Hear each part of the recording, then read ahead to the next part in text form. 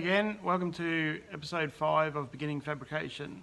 I had a couple of messages about why I went into so much detail about doing those engine bay sides of that Torana. I wasn't really trying to show the job as such. It was more to do with just showing a process, I guess. The main tips I wanted to show was the measuring the top of it with the masking tape, and then like panel beating those little recesses down. I just figured the job came up, and I just thought I'd just show you how I started the process.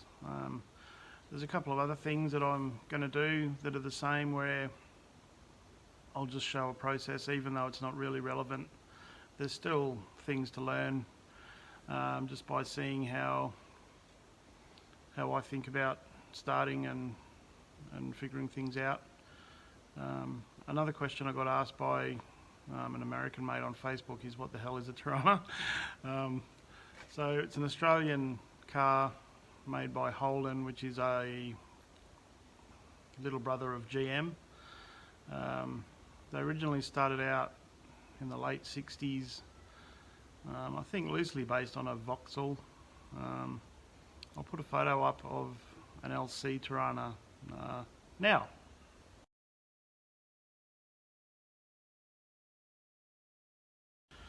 Okay, so that's an LC Torana, and then that was followed by the LJ Torana, which is the same but different, same basic shape. And then in 74, it turned into an LH Torana, which only came out as a 4-door sedan. So I'll post up a photo of one of them now.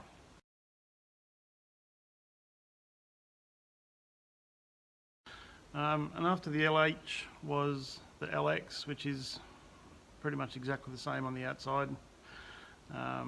Different headlights, round headlights, set of square ones. So I'll put up a photo of one of those right now.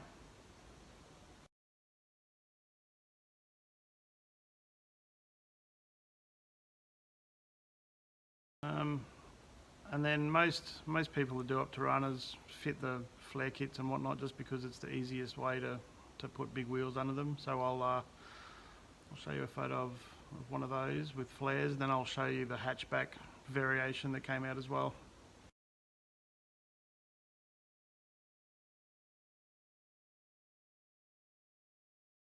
And then the last Torana that came out was the UC, which is the one that we started working on. And I'll chuck a photo of the front and the back of one of those for you.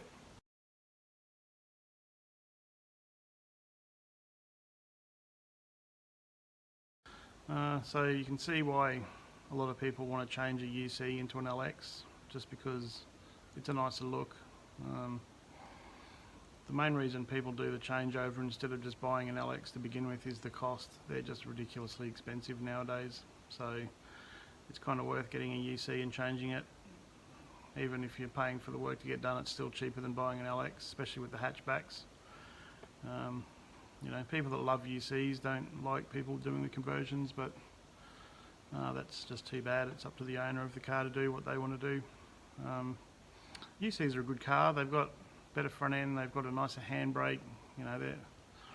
There's a few things about them that are definitely better. Another question I got asked, or I've been asked in the past, because I've done this conversion a few times, is why I don't just unpick the inner guards and everything off an LX front end and put into the UC. The main reason I don't do that is because generally when I do a car up, I like to smooth out the engine bay, and a UC inner guards are smoother than an LX. So it's just part of the smoothing process, whereas if I change it all to LX, they've got lumps and bumps all up the sides of them and they look terrible compared to a UC when you smooth that engine bay. Also, where I'm at, there's not a lot of Toranas around, so finding one to be able to then cut up is difficult, and also I don't like sacrificing a car for another car. That's why I've taught myself to just make everything I can so that I don't have to dissect another car fair enough if you have one that's smashed and you can pick bits off it.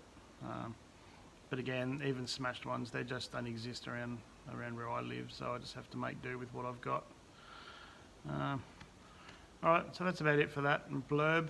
I'll start the episode, so hope you have fun. See ya. Hi, it's Tim again, and I've got another little thing that came up only recently that is good in regards to, well, being a cheapskate, living out of town enough that going to town to buy one piece of metal isn't worth it, and also just being creative with what you've got.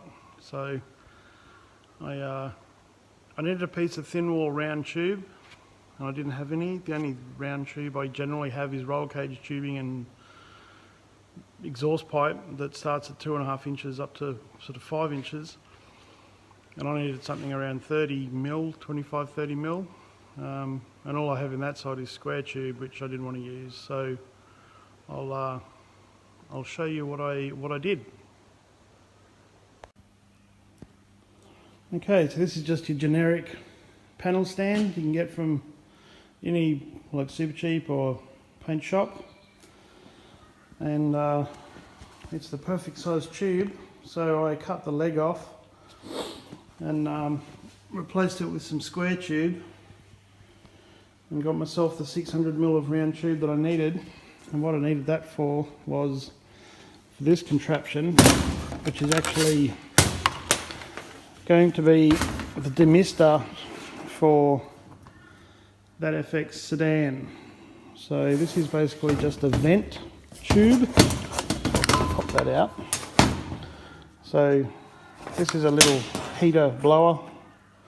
The owners of the car supplied me with two, hoping I could just fit one under each side under the windscreen. But I've got the brakes and the clutch master and all that stuff is up under the dash in this car. So I don't know if you can see in there because it's so dark, but it's in there anyway. So I really only had access to the passenger side. So I've offset this funny jigger. So this will go under the dashboard with holes drilled in it that'll come through and blow the hot air onto the windscreen. So that's what I needed the round tube for. Now, another thing is I keep a lot of my scraps, even little pieces like this, they always come in handy. Now this piece here isn't quite 600 mil long, which is how long I need a bit of pipe to be to make another one of these. So I'm just going to quickly weld these together, and then that'll get me my piece of metal that I need without having to take a drive into town, which is about an hour round trip, which when you're working in a place on your own, losing an hour for the sake of probably 10 minutes of cleaning paint off and welding, it's a no-brainer. And also with things like this, because this is going to get plug welded to the underside of the dashboard, so this surface here would have been impossible to paint because the dashboard top is going to be sitting right on that. So this is actually a weld-through primer. There's all different sorts. This one's aluminium weld, you can get copper. This is just what's readily available to me in this area, so that's what I use. And if ever I open up a cavity in the car for a rust repair, whether it be a sill or a door or anything where you're opening up, you know, a pocket, always clean it up inside as best as you can and prime it, because it'll make it last a lot longer. So I think I spoke in the first video, I'm not sure, about the clean and strip disc and also the sanding discs. I can use either of those to remove this paint, so I can weld these together. But I'm going to use this one just because it's less likely to try and kill me, whereas the thin sanding disc, with the edges being so close, being such a small piece, it'd be a lot easier to catch the edge and either fling the job out of your hand or fling the grinder against your body, which is definitely bad. This thing is less brutal, I suppose you could say. And also it removes, this is really thin wall pipe. Being that I'm only replacing the leg on a panel stand, it doesn't need to be thick wall. So this will take off less metal than the sanding disc will when I remove the paint. So these are, had a quick sand with the clean and strip disc. The inside's still dirty. If this was a proper thing that had some kind of a structure in a car, well, for one, I wouldn't be joining pieces together. I'd go and get a proper piece. But for what use this is going to have, it doesn't matter that it's not going to be pretty, and it doesn't matter that it's made out of scrap. This isn't about welding stuff together as such. This tip, it's more to do with just making the best use of your resources that you can. You know, if you have better access to new material, then that's fine, but sometimes it's just not practical, in which case just think outside the box as best as you can. And even though this doesn't seem like a great solution, so far I've spent about, I don't know, a minute, maybe 2 minutes gathering the parts and sand them up, and then I'll probably spend another 5 or so minutes now just welding them up, and then the job will be done. So, whereas if I had to go to town and buy a new piece of steel, you know, by the time I get in the car, drive down to the shop, which is, you know, 10 k's away, get them to cut it, come home again, it'd be at least an hour. So this is just, seems like a lot of work for such a small thing, but saves a lot of time, and time's important. So hopefully you'll get something out of that.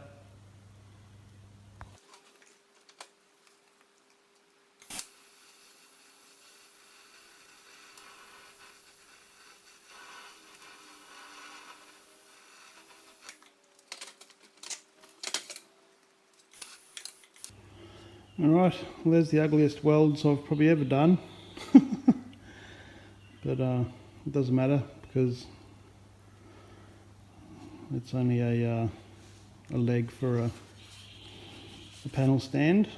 But also I figured I haven't lined them up, I didn't line the pieces up, I didn't clamp them, I just sat them on the bench and welded them. So I figured blobbing a heap of weld on there I could give a bit of a demo of what these things can do. So there's a nice ugly before shot, and I'll be back in a second. Okay, so I spoke the other day about keeping check of which direction the grinder goes on the job so that the grinder doesn't come back to get you. On small areas like this, it's just easier to move the job and focus more on keeping this still rather than trying to, you know, just move this, so you can move them both to make sure that you're keeping the spinning edge going in the right direction off the material. So, all right, let's sand this up.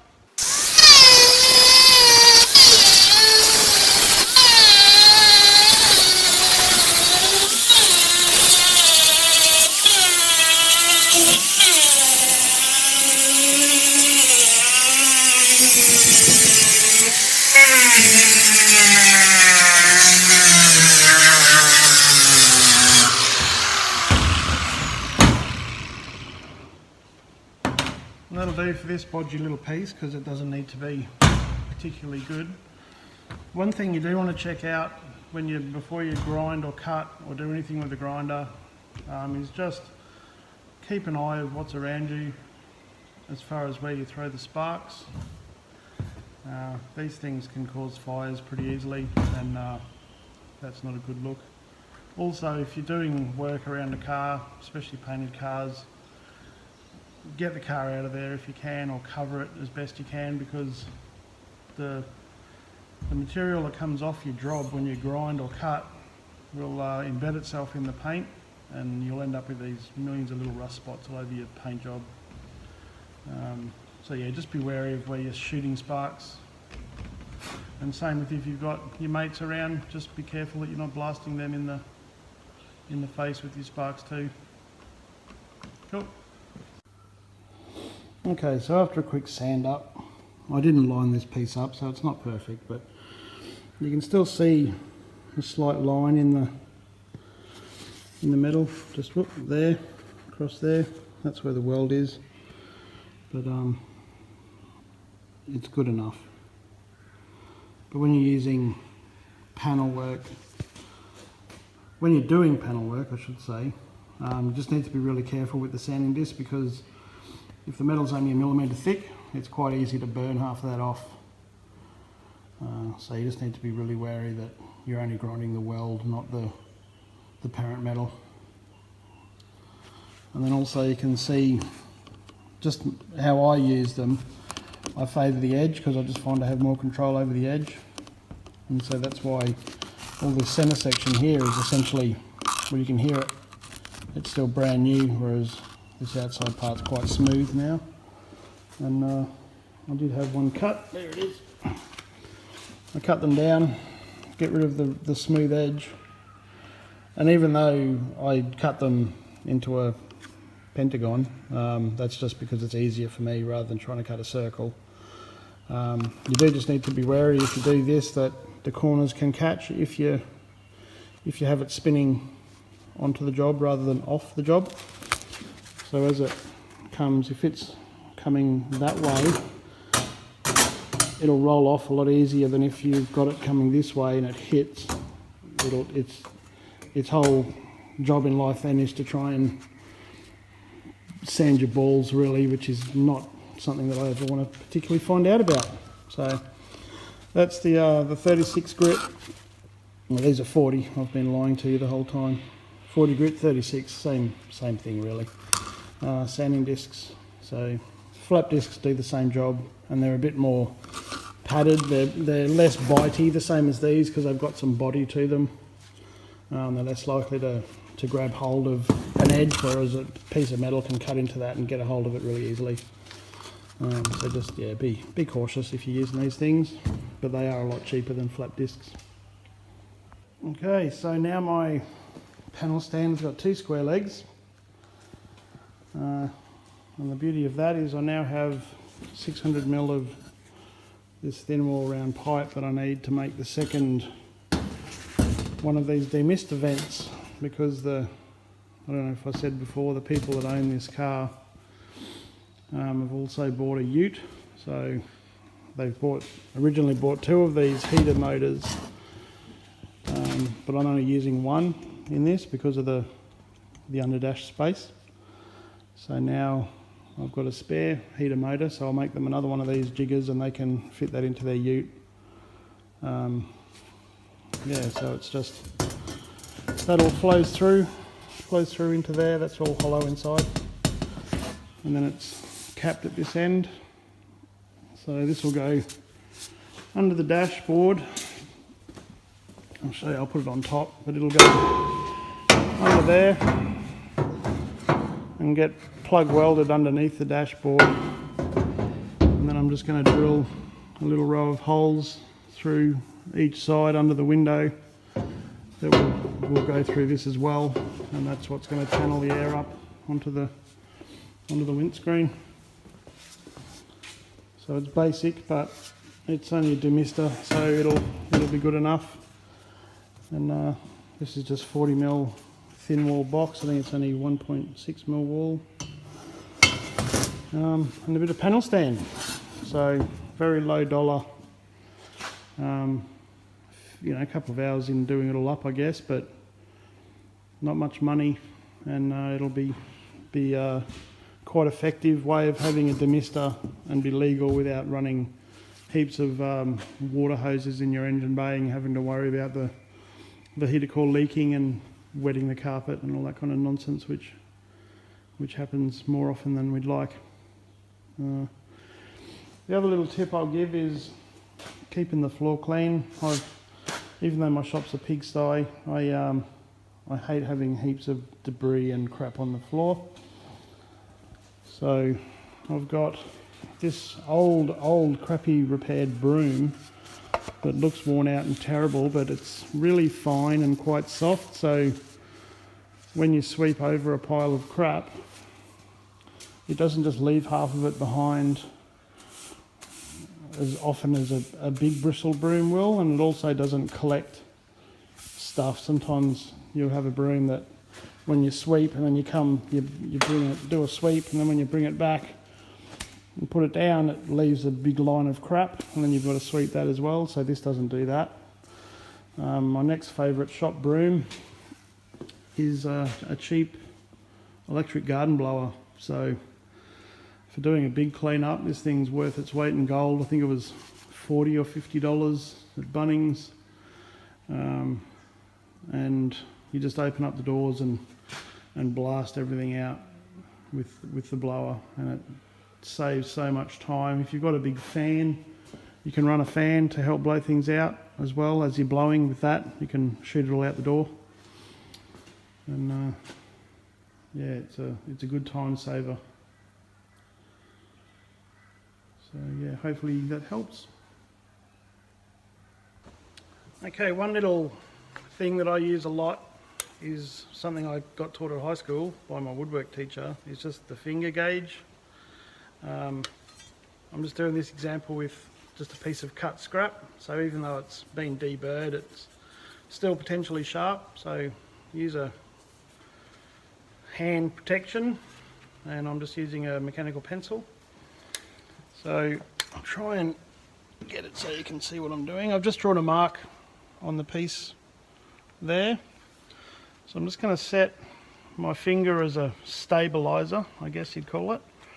Might even go with 2 because this is just a straight edge. Set the pencil on the line and just do a bit of a walk by and make sure you're on the line. And then just put more pressure on the pencil as you slide down.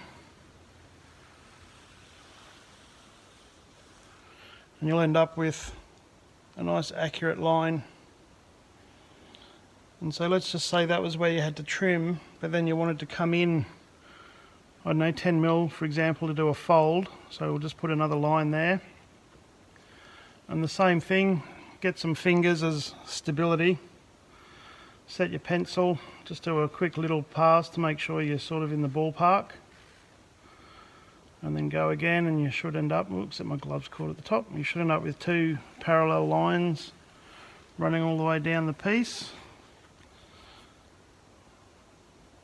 So that's a simple little trick that not only works on straight pieces, but you can see that's got a slight curve to it. So again, I've just got a little mark up there. So I'll just do another line along the edge of that. And even as it goes around the curve, it'll still keep that same distance from the edge, because that's how I've set my finger. So I find that really handy for final trimming certain pieces, or if you need to fold, you know, if you need to beat a return on the edge. So that's finger gauge, and I use that a lot because it's quicker than setting up measurements, especially on a curved piece. On a flat piece you can use a ruler easily enough, but anything that's round I'll finger gauge for sure, just because it saves so much time. And once you've done it a few times and you trust your own hand and you get used to holding your fingers and the pen steady, you'll realise that you're a lot more accurate and smooth transferring a line around a corner than you would do, say, if you measured every 20 mil or so around an edge and added it that way. So finger gauge, use it a lot. Alright, you've made it through another episode. I hope it was useful and that you learned something. Probably not next episode, but the episode after that, I've already filmed my first little welding video. I figured, being Fabrication series, the welder has to come into it eventually, so I think I've started in an affordable way. Let me know when the episode comes out anyway. But yeah, it won't be next episode. It'll probably be episode 7 where I'll bust out the welder. So if you want to stay tuned, hope you do, and see you next time. Cheers. Bye.